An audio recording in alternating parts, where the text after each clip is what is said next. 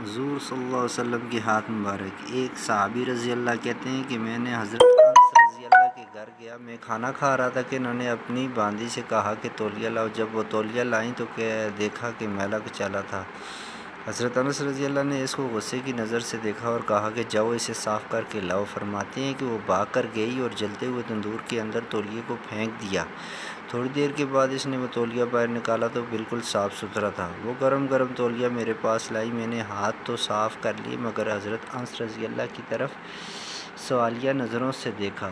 وہ مسکرائے اور کہنے لگے کہ ایک مرتبہ نبی اکرم صلی اللہ علیہ وسلم میرے گھر دعوت پر تشریف لائے تھے، میں نے یہ تولیہ محبوب صلی اللہ علیہ وسلم کا ہاتھ مبارک صاف کرنے کے لیے دیا تھا۔ جب سے محبوب صلی اللہ علیہ وسلم نے ہاتھ مبارک صاف کیے ہیں، آگ نے اس تولیے کو جلانا چھوڑ دیا ہے۔ جب یہ تولیہ میلا ہو جاتا ہے ہم اسے تندور میں ڈال دیتے ہیں، آگ میل کچیل کو کھا لیتی ہے، ہم صاف تولیہ کو باہر نکال لیتے ہیں۔ سبحان اللہ، سبحان اللہ۔